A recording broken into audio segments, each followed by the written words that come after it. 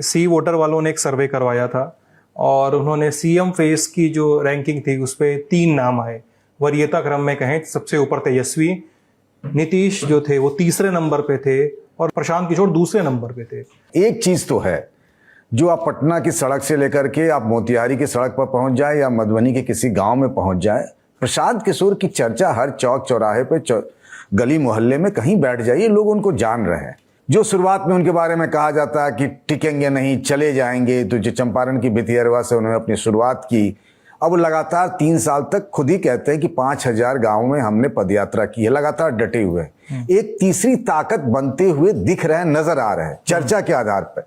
चूंकि अभी तक उनकी कोई परीक्षा नहीं हुई है, कोई चुनाव नहीं लड़ा जन स्वराज पार्टी ने, तो हम ये भी नहीं कह सकते कि क्या होगा नहीं होगा। लेकिन हाँ, एक जो आई बॉल्स के हिसाब से देखें और जो चौक चौराहे पे बातचीत होती है, प्रशांत किशोर एक ताकत बनकर नजर आ रहे हैं, इसमें कोई दो राय नहीं। मैं आपको ऐसी कई सारी कहानियां बता सकता हूं कि फलाने आईएएस के या फलाने डॉक्टर के, फलाने पढ़े लिखे लोग के, उनके छोटे भाई या किसी के नाते रिश्तेदार इन दिनों पिछले काफी समय से पटना में प्रशांत किशोर के लिए जोर आजमाइश कर रहे हैं। लेकिन प्रशांत किशोर के आसपास अगर किशोर कुमार मुन्ना जैसे 2-4 अपवाद को छोड़ दें तो कोई बहुत बड़ा जो पिछले कई सालों से पॉलिटिक्स में हो, रवा हो चुका हो, खपा हुआ हो, इस तरह के नेताओं की भीड़ मुझे नजर नहीं आती। उनके आसपास प्रोफेशनल्स दिखते, बिल्कुल कॉर्पोरेट स्टाइल में उनके सारे कार्यक्रम होते हैं, आपको उस तरीके से उनकी इमेजेस वगैरह आती दिखेगी। ये जो आप सर्वे कह रहे हैं सी वोटर के, जिसमें तेजस्वी यादव सबसे पहले नंबर पे, उसमें कोई चौंकाने वाली बात मुझे नहीं नजर आ रही है। लेकिन दूसरे नंबर पर प्रशांत किशोर का नाम मुझे काफी चौंकाने वाला लगता है कि प्रशांत किशोर एक मुख्यमंत्री चेहरे के तौर पर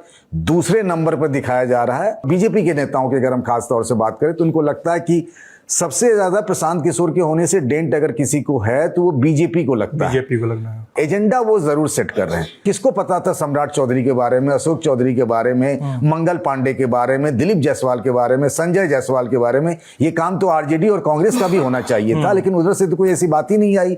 ये सारे मुद्दे जितने भी हैं, पलायन से लेकर जिस मजबूती से हाल फिलहाल के दिनों में प्रशांत ने उठाया है, वो तो उनकी पार्टी और उनके नाम की चर्चा तो है।